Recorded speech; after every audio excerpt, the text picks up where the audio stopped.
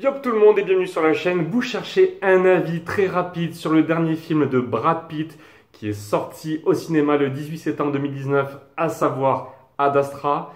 Vous êtes au bon endroit, vous allez voir qu'on va aller super vite.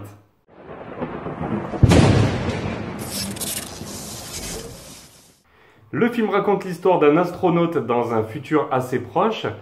Cet astronaute doit se rendre sur la planète Neptune pour mettre fin à une mission qui a mal tourné, puisque une station orbitale émet des ondes qui sont plutôt nocives pour la Terre depuis la planète Neptune.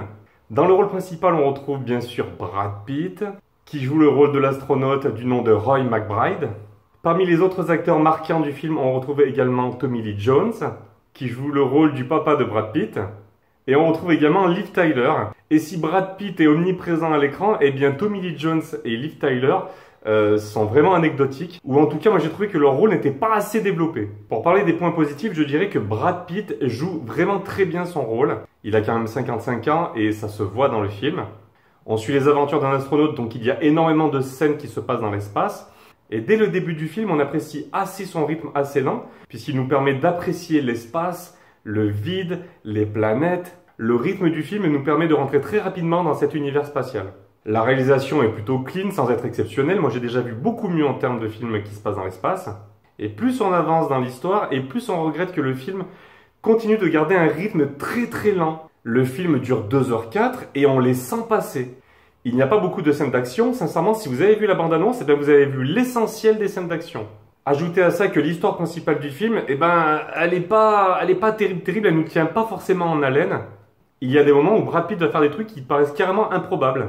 Par exemple, alors qu'on est en plein espace, Brad Pitt va réussir à sauter d'un vaisseau à un autre sans attache, sans protection, de façon assez facile. Par moments dans le film, il a des larmes qui coulent de son visage et on voit qu'il n'y a plus l'effet d'apesanteur. À ce sujet d'ailleurs, j'ai trouvé que l'apesanteur ou l'absence d'apesanteur était assez mal expliquée. Toutes ces petites choses gâchent un petit peu l'expérience et c'est vraiment dommage. Malgré la longueur du film et sa lenteur, moi j'ai trouvé que certains points n'étaient pas assez expliqués, pas assez détaillés à plein de moments.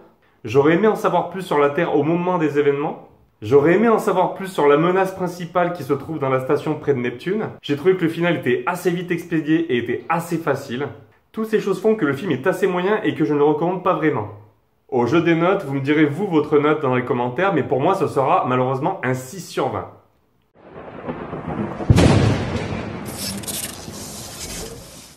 Voilà les amis, j'espère que cette petite critique flash vous aura plu. Si ce genre de critique vous plaît, eh bien n'hésitez pas à vous abonner à la chaîne ou à laisser un petit pouce en l'air.